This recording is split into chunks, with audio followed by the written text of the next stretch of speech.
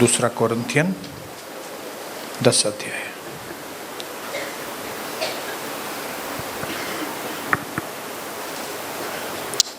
मैं आपके साथ पढ़ूंगा, आप मेरे साथ सुनना।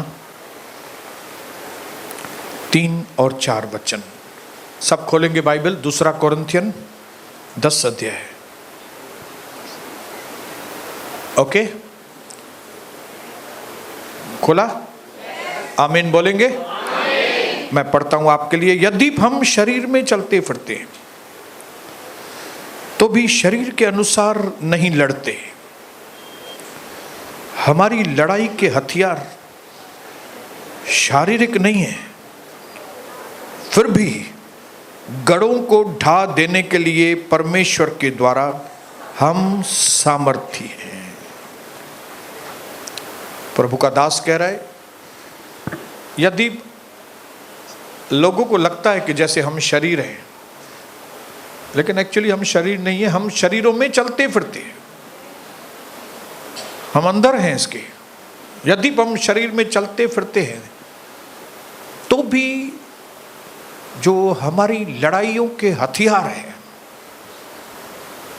वो क्या है? वो शारीरिक नहीं है, मट्टी के बने हुए हथियार नहीं है वो, लेकिन वो शारीरिक नहीं है तो मतलब आत्मिक है, जो गढ़ों को भी ढा सकते हैं। गढ़ों को मतलब आपके बड़ी से बड़ी मुसीबतों को, बड़े से बड़े श्रापों को, बड़े से बड़े बुरी आदतों को वो जड़ से खत्म कर सकते हैं। ऐसे हथियार परमेश्वर ने हमको दिए हैं।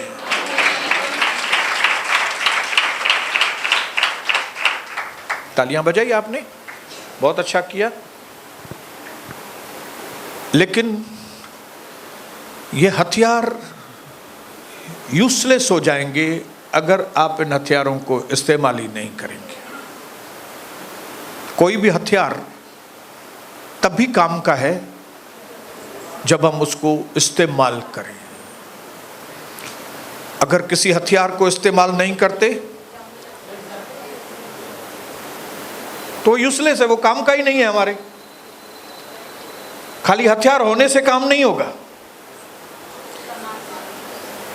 यूज करने वाले को जय मिलती है, जो हथियार को इस्तेमाल करेगा। हालेलुया। और यहां पे पवित्र आत्मा हमको क्या सिखाता है? उन हथियारों को इस्तेमाल करना। पवित्र आत्मा, वचन में लिखा है, हमारी उंगलियों को ट्रेंड करता है लड़ाई के लिए, ताकि ये उंगलियां जब तीर कमान चलाएं तो वो तीर जाके निशाने पे लगे और हमारे जीवन के सब शैतानी गढ़, निगेटिव बातें, मंदियां, बीमारियां, अशांतियां खत्म हो हमारे अंदर से।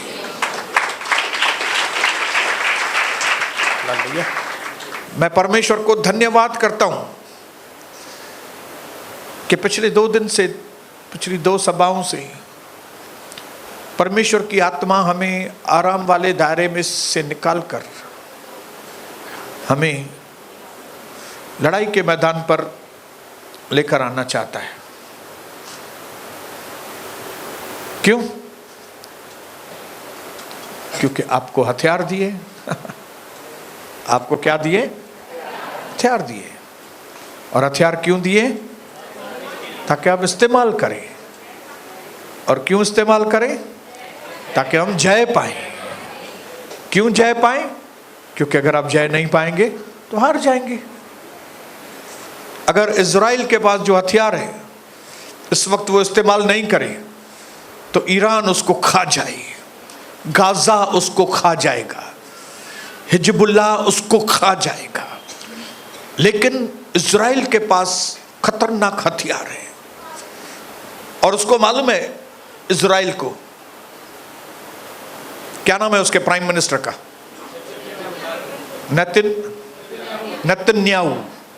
नेतन्याहू। जब वो बात करता है और इतना सॉलिड बात करता है, इतना टू द पॉइंट बात करता है। वो कहता है सारी दुनिया सुन लो, अगर किसी ने भी हमारे इज़राइल के एक भी आदमी को मारा, हम उसको दुनिया के कोई भी कोने से ढूंढकर उसको खत्म करेंगे। ये किसके बलबूते के ऊपर बात कर रहा है? उसके पास हथियार है। बोलो, उसके पास हथियार है। और न सिर्फ हथियार है, उसको अपने सैनिकों के ऊपर भरोसा है। उसको मालूम है कि मेरे सैनिक जो है ना, उन हथियारों को चलाने में माहिर है, एक्सपर्ट है। और उसको यह भी मालूम है कि जब हम हथियार चलाएंगे तो हमारे निशाने व्यर्थ नहीं जाते। हम किसी टारगेट को, किसी निशाने को बनाकर जब हम हथियार चलाते तो वो निशाना जाके उधर लगता है। उसके पास हथियारों की चलाने की ट्रेनिंग है। इसके लिए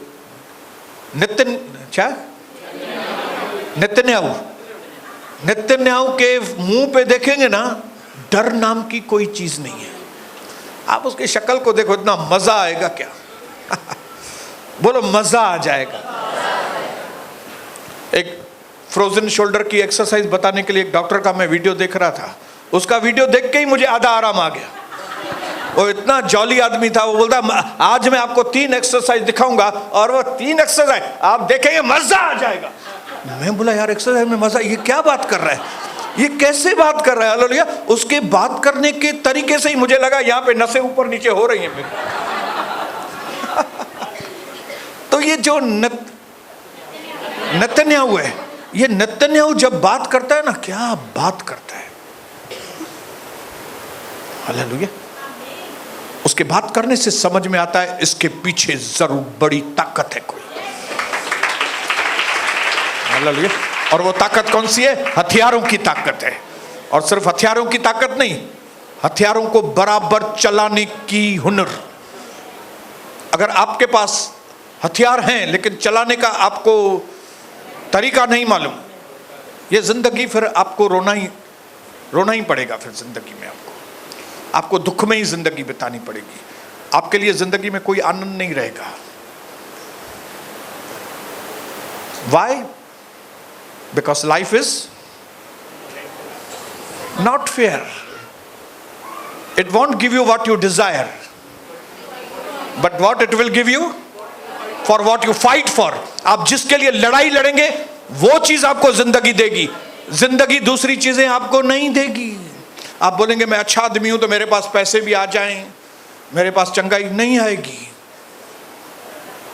एक इंसान का सिर्फ अच्छा बनना काफी नहीं है, लेकिन अच्छा बनने के साथ साथ होशियार बनना बहुत जरूरी है। इस दुनिया में होशियार लोगों का बोलबाला है। बोलो अपने पड़ोसी को, बोलो होशियार बनो, बोलो होशियार बनो। हालेलुया।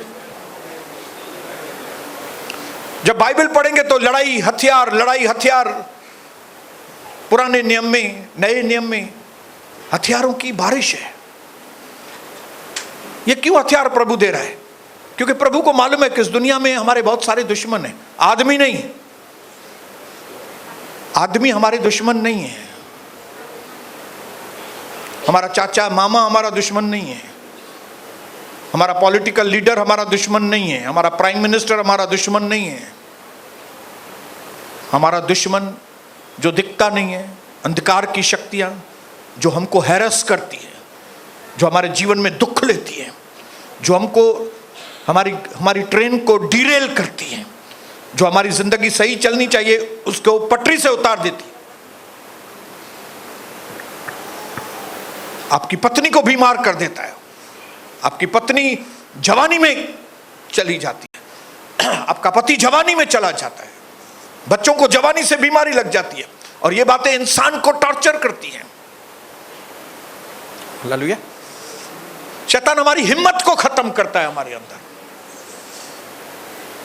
हमारे अंदर रिस्क उठाने की ताकत को खत्म करता है, ताकि हम उसके गुलाम बन के रहें, ताकि हम दुखों में ही जीवन बिताएं, विजय नहीं पाए।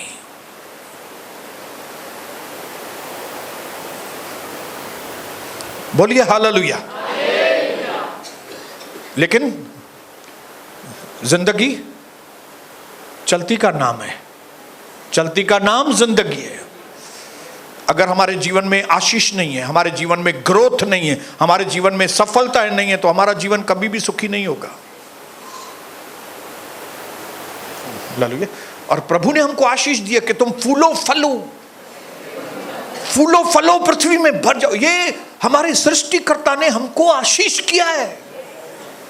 उसके आशीष के बाद भी अगर हम आशीषित नहीं हुए, तब वो सिंधिया में चाहे हैफा न पोता, हैफा।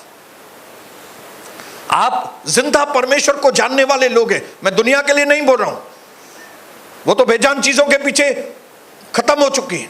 आप और हम जिंदा परमेश्वर, एक भी मूर्ति नहीं, फिर भी इतना सुखी लोग। Hallelujah, hallelujah. एक भी बेजान चीजों के आगे नहीं झुकता, फिर भी इतना पावरफुल।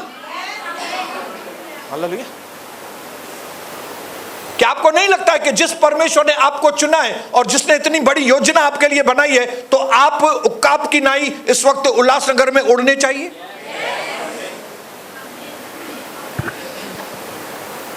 हालेलुया। इसके लिए आपका और मेरा परमेश्वर के दिए हुए हथियारों को जानना और उन हथियारों को इस्तेमाल करना जानना हमारे लिए बहुत जरूरी है। टू द पॉइंट आता हूं मैं, टू द पॉइंट आता हूं। हमने एक हथियार पहले काफी डिस्कशन किया था, उसके ऊपर बहुत सारी मीटिंग्स हुई है। उस हथियार का नाम है उपवास और प्रार्थना। बहुत सारी बातचीत हुई है ना। हालेलुया। उपवास करके प्रार्थना, this is very powerful weapon against negative powers. जब हम यीशु मसीह के नाम से उपवास करते हैं, यीशु मसीह के नाम से प्रार्थना करते हैं, ये ऐसा हथियार है शैतान के गढ़ों को खत्म करता है। हालेलुया। उसके साथ और दूसरे भी कई हथियार हैं, लेकिन आज जिस हथियार के बारे में मैं आपको बताना चाहता हूं, वो शायद आपको लगता होगा ये भी हथियार है क्या, तो मैं आपको बताऊं, हां ये भी हथियार है और ये बहुत पावरफुल हथियार है।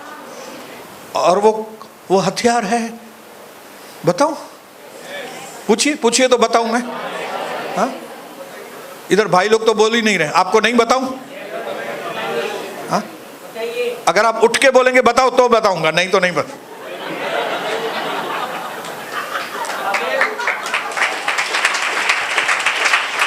मैं ऐसा क्यों कर रहा हूं? ताकि आपको परमेश्वर के वचन के लिए भूख और प्यास। इतनी सीक्रेट बात परमेश्वर ने मुझे बताई है, ताकि मैं वो सीक्रेट बात आप लोगों को बताऊं, ताकि हम शैतानी कामों को नंगा करके उसको भगा दें। मेरे घर में बहुत अशांति थी, लेकिन शैतान को नंगा करके भगा दिया। अभी हमारे घर में शांति है। मेरे घर में बीमारियां थी, एक के बाद एक बीमारी, लेकिन शैतान को नंगा करके भगा दिया है। अभी हमारे घर में चंगाइयां हैं।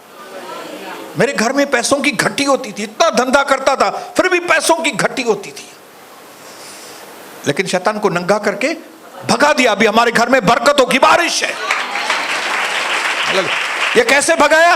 हथियार इस्तेमाल करके। एक हथियार तो आपको मालूम है, उपवास और प्रार्थना। आज मैं दूसरे हथियार के बारे में बताना चाहता हूं, और वो हथियार का नाम है मिडनाइट प्रेयर्स। हालेलुया, बोलिए हालेलुया, बोलो हालेलुया। मध्य रात्रि की प्रार्थनाएं, बोलो मध्य रात्रि की प्रार्थनाएं। मैं ये नहीं बोल रहा हूं दिन की प्रार्थनाएं सही नहीं होती है, दिन की प्रार्थनाएं सही होती हैं, लेकिन उससे ज्यादा पावरफुल मध्य रात्रि की प्रार्थनाएं होती है। कई लोग दोपहर का खाना 5 बजे खाते हैं। अभी उनको थोड़ी बहुत तो ताकत मिलती होगी, 5 बजे खाते होंगे। हालेलुया। लेकिन अगर वे अपने आप को डिसिप्लिन करके अपने लंच टाइम को 12:30-1 बजे करेंगे ना, फिर वो अपनी सेहत को देखें क्या होती है। नाश्ता तो सभी लोग खाते हैं, लेकिन कई लोग 12 बजे नाश्ता खाते हैं। लेकिन अगर वही लोग नाश्ता यही जो 12 बजे करते हैं, उसकी बजाय वो अगर 8, 8:30 बजे, 9 बजे 7:30 बजे के आसपास खाएं, फिर आप उनकी सेहत के अंदर देखें क्या। क्यों? क्योंकि परमेश्वर की ओर से अलग अलग बातों का समय निर्धारित किया गया। हर एक चीज अपने समय पे अच्छी भी लगती है और पावर भी देती है, होती है बराबर। हालेलुया। हर एक चीज अपने समय से। एक बहन जब 24-25 साल की हो तब उसकी शादी हो जाए तो, हालेलुया। एक भाई 25, 27, 28 साल का हो, शादी हो जाएगी तो। लेकिन अगर लेट हो गई तो शादी होती है, फिर उनको बच्चे भी होते हैं, लेकिन वो समय, बोलो समय। इसी तरह प्रार्थनाएं बहुत अच्छी है, प्रार्थनाओं में ताकत है। मैं बिल्कुल उसमें नकारता नहीं हूं कि आप शाम की प्रार्थना करेंगे, दोपहर में प्रार्थना करेंगे तो ताकत आती है, ताकत। लेकिन जो 3 और 5 के बीच की प्रार्थना है सुबह को, 3 और 5, 3 और 6, 6 नहीं बोलूंगा, 3 और 5, क्योंकि 6 बजे भोर शुरू हो जाता है। लगभग 6 बजे भले सूरज नहीं दिखता होगा आपको, लेकिन उसकी रोशनी आसमान में दिखाई देनी शुरू हो जाती है। लेकिन 3 और 5 के बीच में घोर अंधकार होता है। मैं तो रोज बैठता हूं, मुझे मालूम है ना, मैं रोज बैठता हूं, मुझे मालूम है आकाश का कलर कैसे चेंज होता है, मेरी आंखों के सामने चेंज होता है।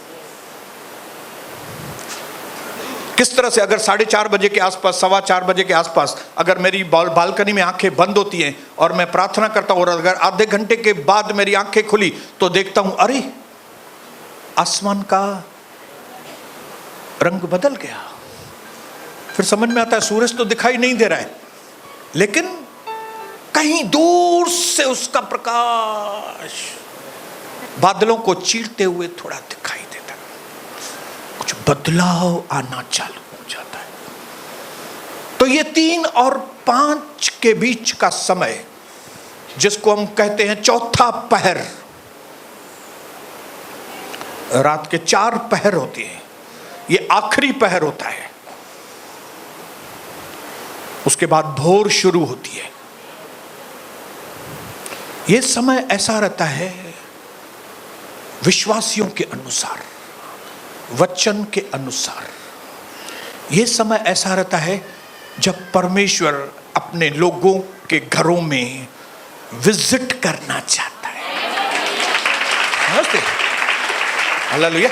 आप कोई मुझसे पूछेगा ना कि भाई आप ब्रदर हमारे घर में खाना खाने को आएंगे, मैं बोला आऊंगा जरूर। फिर आप दोपहर में आएंगे कि रात को, तो 99 नहीं 100% मैं उसको बोलूंगा सिस्टर ब्रदर रात को आऊंगा। मेरे को रात का खाना बाहर जाके खाऊं तो अच्छा लगता है। रात को कितने बजे आएंगे, तो मैं उसको बोलता हूं 7:30 बजे। बोलते 7:30 बजे? भाई ये मेरा टाइमिंग है, ये मेरा टाइमिंग है। मुझे बहुत अच्छा लगता है अगर मुझे 7:30 बजे, मुझे 7:30 बजे अगर डिनर मिली, I am so much blessed, मुझे बहुत अच्छा लगता है। तो अगर आप परमेश्वर से पूछेंगे और बाइबल में जांचेंगे उसके आने का समय कौन सा है, कभी वो लोगों से कभी मिलने को आता है, तो आपको मालूम पड़ेगा ज्यादातर उसका टाइम चौथे पहर में वो मिलने के लिए। हालेलुया। जब उसके चेले तूफान में अटके हुए थे, नाव में तूफान आ रहा था, पानी से नाव भर रही थी, वो बहुत तकलीफ में थे, कैसे करें क्या करें। तो उन्होंने उस रात के वक्त में, उनको बराबर दिखाई भी नहीं दे रहा था, उन्होंने समझा कोई आदमी सामने पानी पर चल के आ रहा है, बराबर। फिर उनको पहले लगा भूत है, उन्होंने कहा भूत तो नहीं है। फिर उन्होंने ध्यान से देखा, नहीं, क्योंकि अंधेरा था। बोलो क्योंकि अंधेरा। इसके लिए पहले उनको वो भूत लगा, लेकिन उसके बाद बोला अरे ये तो प्रभु है, अरे ये तो प्रभु है। तो वो कौन से टाइम पे आया? अंधकार के वक्त में, रात के वक्त में, चेलों के पास रात के वक्त में आया। अगर आप उत्पत्ति 32 अध्याय पढ़ेंगे। उत्पत्ति 32 में जब याकूब अकेला था और वो अपने कमरे में था, नींद नहीं आ रही थी, तब लिखा है कोई उसके घर पे आया रात को। हालेलुया। और विश्वासियों के अंदाजे के अनुसार वो चौथा पहर था जब प्रभु याकूब से मिलने के लिए आया। और जब वो स्वर्गदूत जा रहा था, जब प्रभु वहां से जा रहा था, तो याकूब उसको पकड़ के, प्रभु बोल रहा था भोर प्रकाश से पहले मैं निकल जाऊं, अंधेरे में आया हूं, अंधेरे में से ही चला जाऊं, लेकिन वो पकड़ के बैठा, जब तक मुझे आप आशीष नहीं करोगे तब तक मैं आपको जाने नहीं दूंगा। और प्रभु को जाना था, इसके लिए प्रभु ने उसको नस को दबा कर चला गया प्रभु। हालेलुया। उसी वो विजिटेशन से, वो भोर के आने से पहले रात का जो विजिटेशन था याकूब के पास, उस दिन के बाद, उस समय के बाद याकूब आने वाली जिंदगी में बिल्कुल पहले जैसा नहीं रहा। क्यों पहले जैसा नहीं रहा? प्रभु ने उसको बताया कि आज से तू याकूब नहीं, वहां से इज़राइल राष्ट्र की शुरुआत हुई थी जब प्रभु उतरे थे। ये जो इज़राइल है ना आज, ये शुरुआत कभी हुई थी? एक आदमी से शुरू हुई थी। कौन सा आदमी? याकूब। कभी शुरुआत हुई थी? सुबह को 3 और 5 के बीच में। क्यों हुई थी? प्रभु उसके पास विजिटिंग करने के लिए आया था, प्रभु उनके घर पे आया था। क्यों? क्योंकि यही टाइम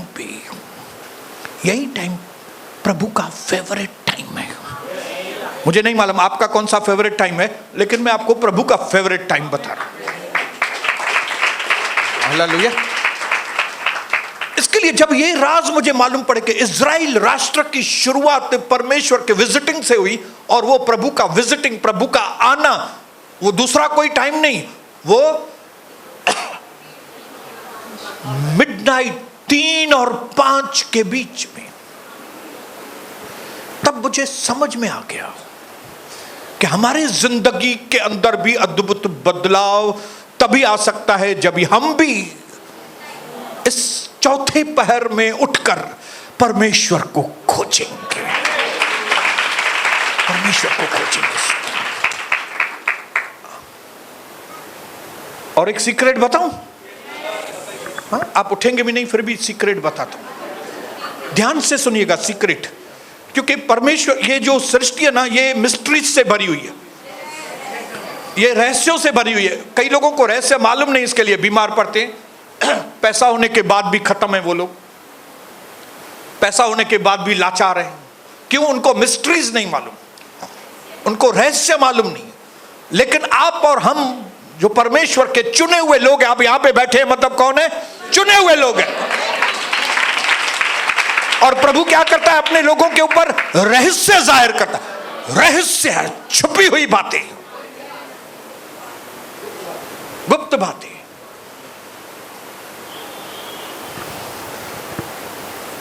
कौन सी चीज का रहस्य जानना चाहेंगे?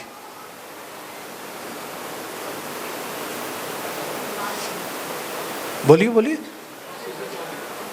बोलो ना। 3 और 5 कमाल कर हो तो भेनरू, ता कुछ गालाई दो कि ना ओडे। कौन सी चीज का रहस्य जानना चाहेंगी? बोलिए बोलिए, तीनों बहनों की आवाज आएगी तभी बोलूंगा मैं। ये क्यों मैं बता रहा हूं? ताकि आपको अपने जिंदगी में सबसे ज्यादा सीक्रेट मालूम पड़े कि 3 और 5 के बीच से ही हमारी जिंदगी में अद्भुत परिवर्तन आ सकता है।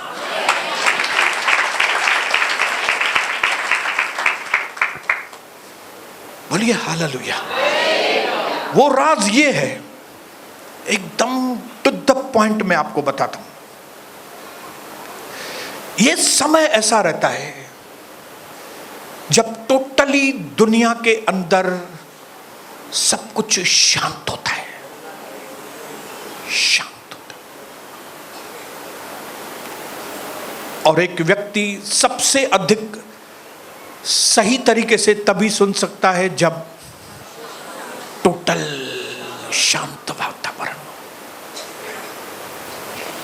और क्योंकि हम चुने हुए लोग हैं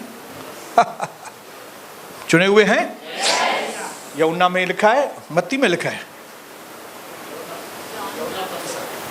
तुमने मुझे नहीं चुना, मैंने तुम्हें चुना है ताकि तुम फलवंत हो और तुम्हारे अंदर वो फल हमेशा बने रहें, ताकि तुम पिता से जो कुछ मांगो वो तुम्हारे लिए हो जाए। हालेलुया। क्योंकि हम चुने हुए हैं, चुने हुए होने की वजह से हमारे ऊपर बर्डन है, बोझ है। हमारे जो भारी बोझ थे वो तो प्रभु ने, पैसे कैसे कमाएंगे, बोझ उठा लिया है। चंगे कैसे हो जाएं, एक ही वचन भेजकर प्रभु चंगा करता है। लोगों की बीमारियां सालों साल चलती है, हमारे पास क्षणों में।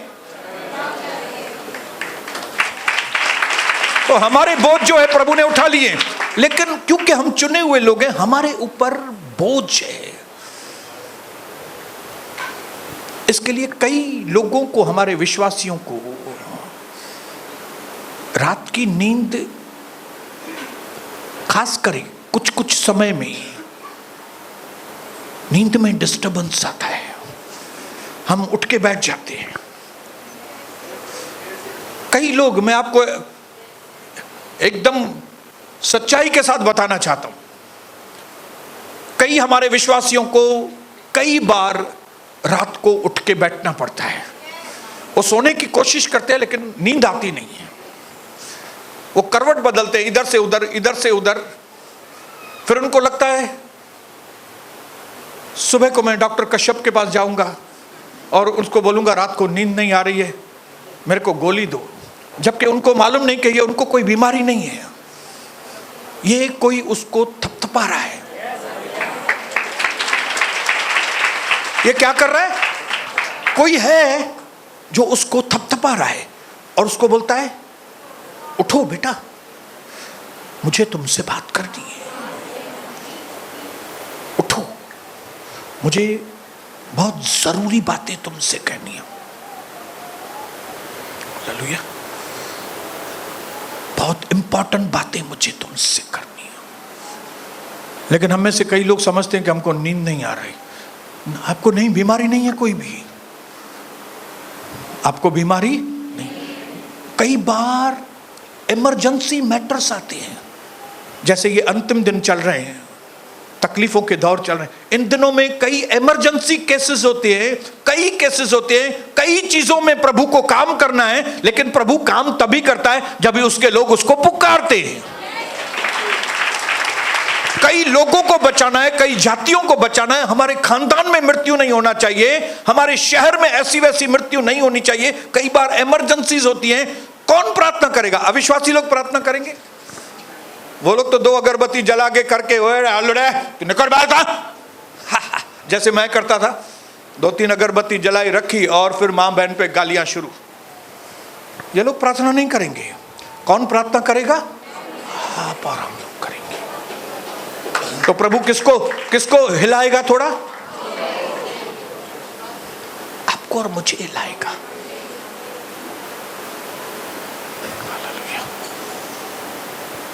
The best and blessed time हमारी जिंदगी के अंदर, जो हमारी जिंदगी को बदल देंगी, वो है 3 और 5 के बीच। हालेलुया। वो समय ऐसा है कि जब हम परमेश्वर की आवाज को बराबर सुन सकते हैं। इसलिए कभी भी इन समयों में अगर आपकी नींद ऊपर नीचे होती है तो कोई अचरज न खाएं।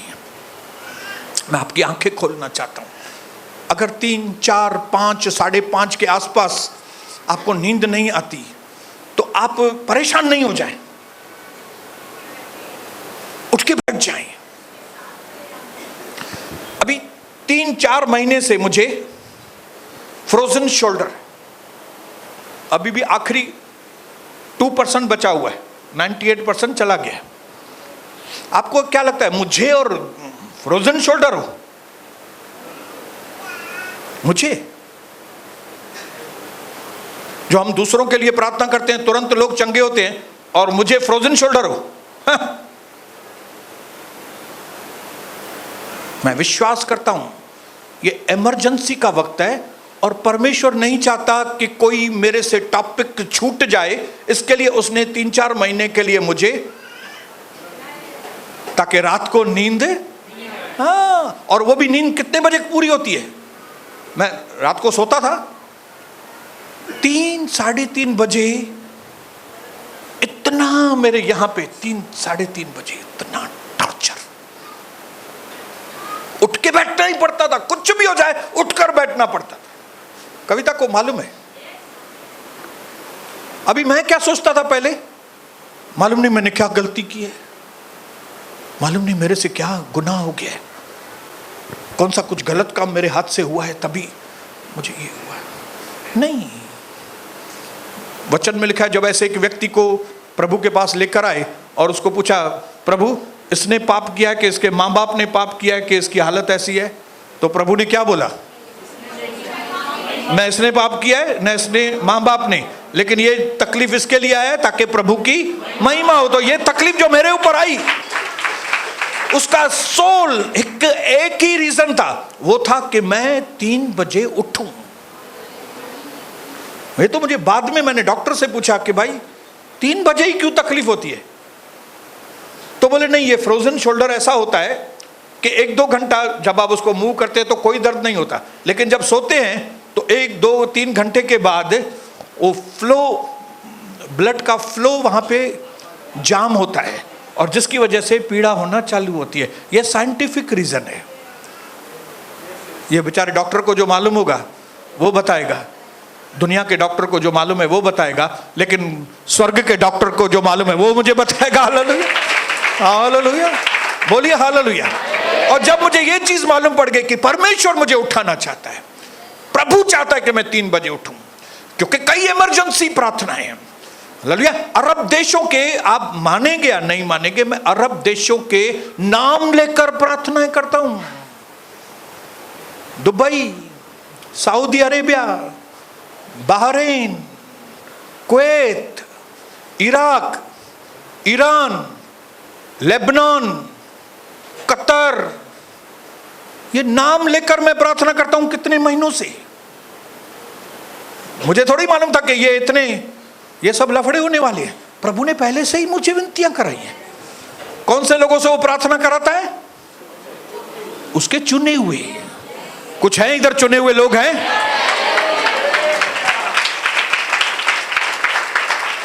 तो आज मैं आपको बताना चाहता हूं कि जब 3 और 5 के बीच का इतना इंपॉर्टेंट समय है, तो आपको और मुझे 3 और 5 के बीच में परेशान नहीं होना है।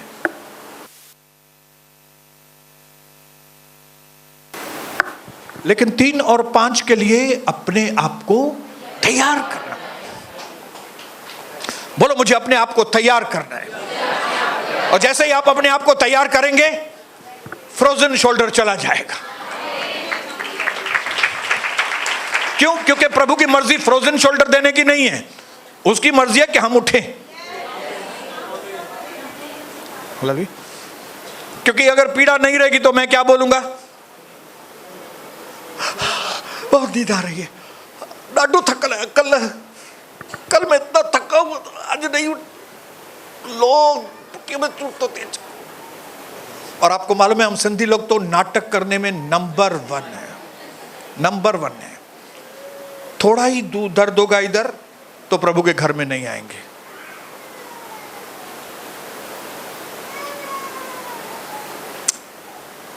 बोलिए हालेलुया, बोलो, बोलिए। समझ में आ रहा है? समझ में आ रहा है? हैं चुने हुए लोग हैं इधर, कुछ पीछे भी है चुने हुए। Very good. तो आज मैं आपको बताना चाहता हूं, जैसे पवित्र आत्मा ने मुझे अगुवाई किया, मैं उठ के क्या करता हूं वो आपको जब मालूम पड़ेगा तो आपका भी मेरे जैसा सामर्थ्य से भरा हुआ जीवन रहेगा। हालेलुया। आपके जीवन में भी चंगाइयां, आपके जीवन में भी शांति, आपके जीवन में भी बरकतें, आपका जीवन भी सक्सेसफुल, आपकी सेवा भी सक्सेसफुल। हालेलुया। आपके बेटों की शादी भी टाइम पे होगी, आपके बेटियों की भी शादी टाइम पे होगी, आपके बेटियों को बेटी भी टाइम पे होगी, आपके बेटों को बेटा भी टाइम पे होएगा। चबी वहां पे बराबर है। आपका बेटा सही तरीके से कमाएगा, आपकी बेटी राजकुमारी बनकर अपने ससुराल में राज्य करेगी। कभी मुमकिन है ये बातें। जब भी जिस बात के लिए प्रभु ने हमको चुना है, हम वो बात करेंगे तभी। नौकरी करेंगे तो पगार मिलेगी ना, नौकरी करेंगे तो पगार मिलेगी। क्योंकि ये माहौल ऐसा है, लोगों को नौकरी करने के बाद भी पगार नहीं मिलती है। क्यों? क्योंकि उनका परमेश्वर के साथ। मैंने अभी सुना एक आदमी को 1.5 महीने का पगार नहीं मिला। क्यों भाई 1.5 महीने का पगार क्यों नहीं मिला? मैंने इतना मेहनत किया। तेरे को प्रभु नहीं चाहिए ना, तो पगार नहीं मिलेगा। जिनको प्रभु चाहिए उनका, किसी ने अगर पैसा खा के पेट में भी चला गया है तो वचन में लिखा है, मैं उसका पेट में से भी निकाल कर तुमको। बोलो हालेलुया, बोलो, बोलिए हालेलुया, हालेलुया। लोगों को कुत्ते काटते हैं। इसके लिए आप देखो हॉस्पिटल में, सरकारी हॉस्पिटल में, लेकिन वचन में लिखा है कि उसके लोगों के आगे काटना तो दूर, कुत्ते को भौंकना अलाउड नहीं है। कुत्ते को भौंकना अलाउड नहीं है। हमारे गोदाम के आगे सनी बताता है आपको कि एक दादागीर कुत्ता है, एकदम गुंडा कुत्ता है, गुंडा। कोई भी वो कचरे वाला या वो आएगा, उसकी कचरे वाले की हिम्मत नहीं है कि वो हमारे गोदाम के आसपास भी खड़ा रहे। क्यों? वो कुत्ता गुंडा है। हालेलुया। किसी को उधर खड़ा नहीं करता है। लेकिन अगर सन्नी और मैं जाते हैं तो आराम से सोता ही रहता है।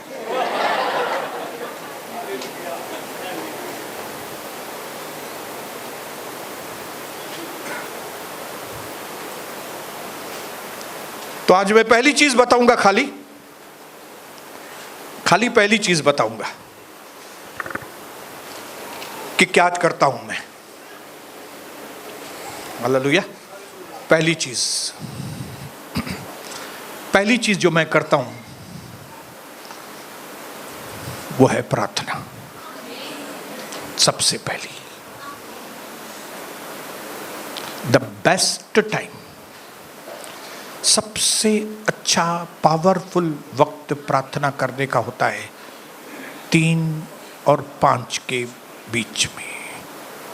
आप देखो, मैक्सिमम टाइम जो प्रभु यीशु प्रार्थना करते थे वो रात को जाके प्रार्थना करते थे। क्यों? क्योंकि सुबह पूरे दिन में बिजी, उसको मालूम था लोग मुझे छोड़ने वाले नहीं हैं।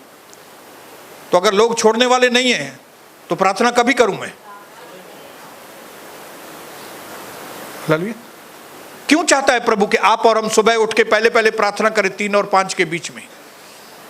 क्योंकि जो आपका दुश्मन है ना, जो मेरा दुश्मन है शैतान, वो भी इसी वक्त पे आपके दिन को खराब करने की योजना बनाता है। वो मालूम है कॉपी करता है प्रभु की कोई भी चीज की। जो भी प्रभु करेगा उसकी शैतान कॉपी करता है। उसको मालूम है लोग प्रभु की आराधना करेंगे तो इसके लिए वो बहरूपिया बनकर दुनिया को अपनी आराधना कराता है। वो बोलता है मैं उसकी आराधना करता हूं, मैं तो उसके ऊपर विश्वास, मैं तो फलाने के ऊपर, मैं तो टीरी के ऊपर, मैं तो बट्टीरे के ऊपर, मैं उसके ऊपर, मैं उसके ऊपर। कितने लोगों के ऊपर विश्वास। क्या इतने परमेश्वर है क्या? एक ही है, एक ही है। ये क्यों आराधना करता है? क्योंकि उसको रीस है परमेश्वर से। लोग क्यों परमेश्वर की आराधना करें, मेरी करें। और जब उसको मालूम है कि ये 3 और 5 के बीच में परमेश्वर अपने लोगों से मिलने के लिए आता है और उसको गाइडेंस देने के लिए आता है, उसकी अगुवाई करने के लिए आता है, उसके साथ बातें करने के लिए आता है, तो शैतान भी अपने एजेंट के साथ मिलकर उनका काम भी रात को ही करते हैं। शैतान का काम कभी होता है? बाइबल से ही बताऊंगा मैं आपको। जब शाऊल को कुछ दिमाग काम नहीं कर रहा था शाऊल का, तब वो माता वाली के पास मिलने के लिए गया, याद है? तो माता वाली के पास कितने बजे मिलने को गया? लिखा है रात को गया, और रात को जाके उसको बोला, माता जी मुझे शमूएल दिखाएंगे? तो ये काम, सब गड़बड़ वाले काम कितने बजे होते हैं? रात को। क्यों होते हैं? क्योंकि परमेश्वर का काम भी रात को होता है। हाँ, हालेलुया, बोलो हालेलुया, बोलो हालेलुया। एक और एग्जांपल दूं आपको, एक और एग्जांपल दूं। लिखा है एक आदमी ने अपने खेत में अच्छे बीज बोए, लेकिन जब वो जाके सो गया, तो लिखा है जब वो जाके सो गया तब रात को दुश्मन ने आके,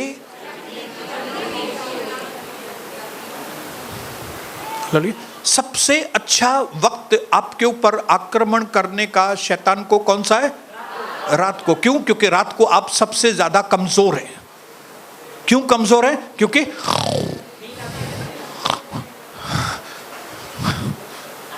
नशे में।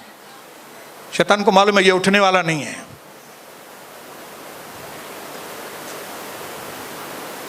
ये जो उठने वाले नहीं लोग, इनके ऊपर बड़े आक्रमण होते हैं। अभी सैटरडे को एक दिन होता है खाली सुबह को यहां पे प्रार्थना, लेकिन आप देखो कितने लोग हैं शैतान के चक्कर में 6:30 बजे भी नहीं आ सकते। बहनें कहीं नहीं आती है, फिर भी बहनें आती है।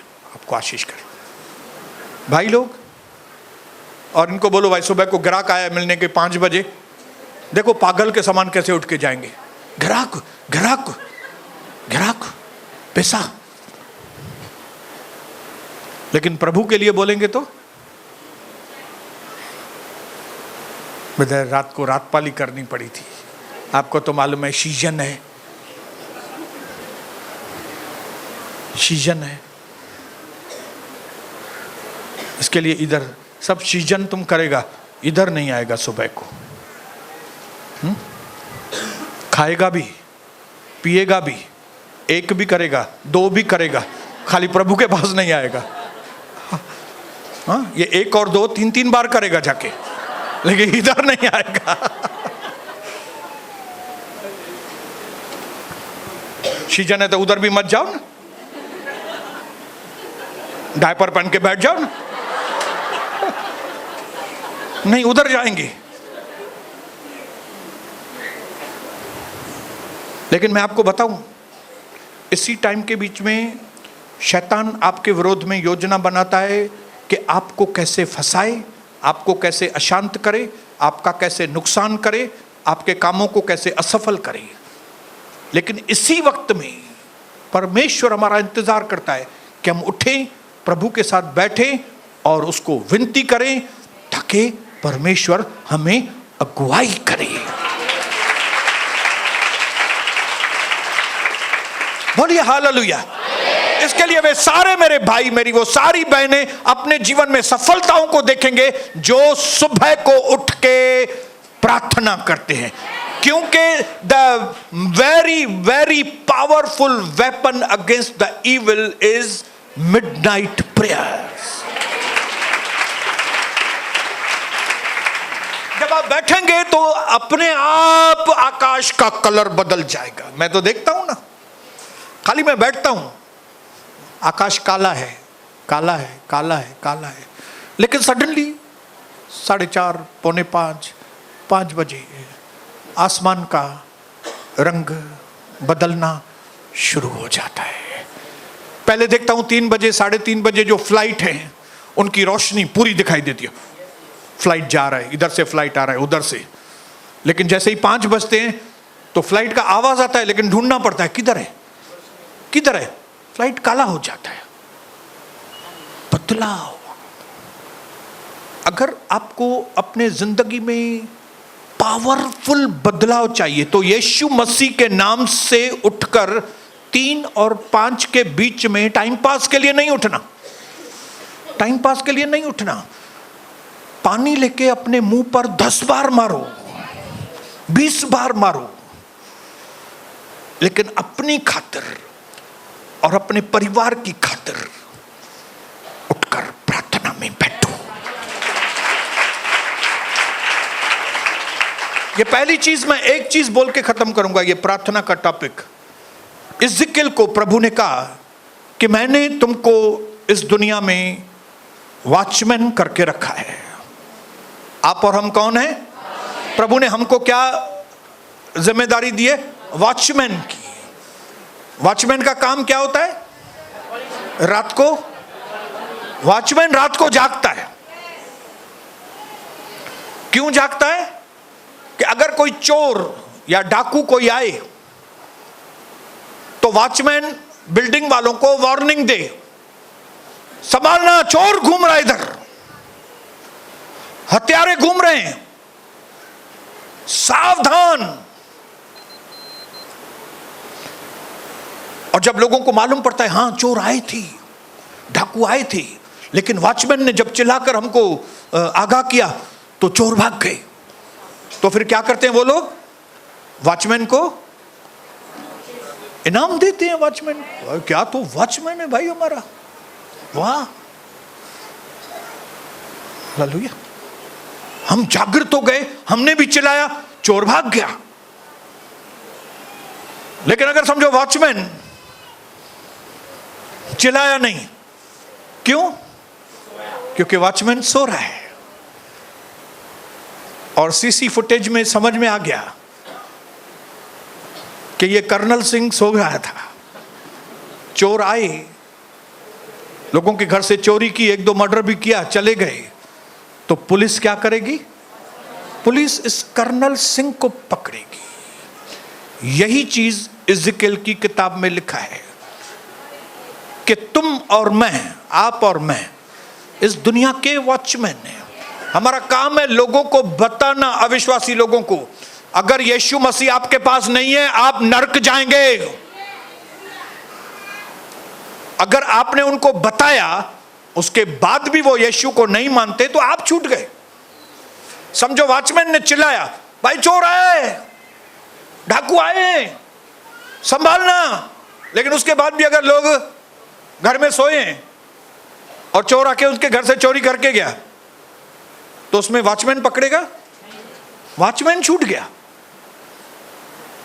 लेकिन अगर वॉचमैन ने उनको आगाह नहीं किया, वॉचमैन ने उनसे बातें नहीं की,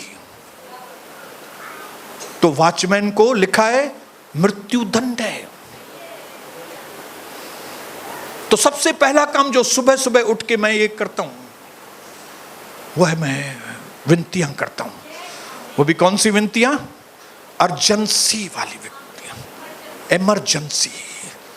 सुबह सुबह इमरजेंसी ऑपरेशंस की तैयारी होती है। आज क्या क्या इमरजेंसी है, आज कौन से व्यक्ति तकलीफ में, प्रभु वो दिमाग में डालता है, ये आदमी के लिए प्रार्थना करना, ये आदमी के लिए प्रार्थना करना, ये आदमी के लिए प्रार्थना, ये देश के लिए प्रार्थना करना, इस जाति के लिए प्रार्थना करना, इस व्यक्ति के लिए प्रार्थना।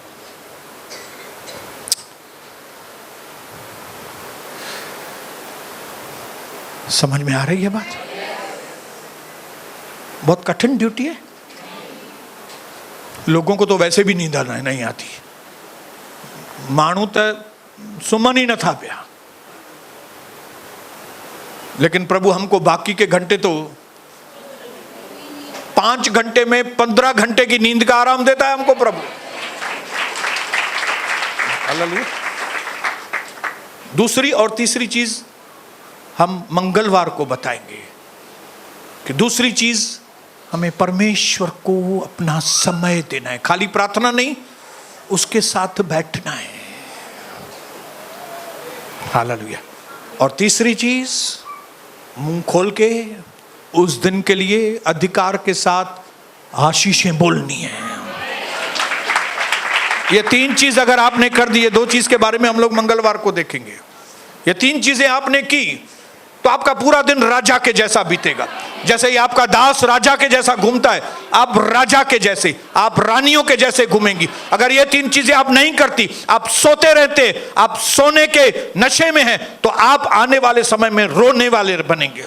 जो सोने वाले हैं वे रोने वाले बनेंगे, लेकिन जो सोने को त्यागेंगे, जागृत होकर विनती करेंगे, वे हियाव बनकर बड़े काम करने वाले बनेंगे, यीशु मसीह के सामर्थी नाम से।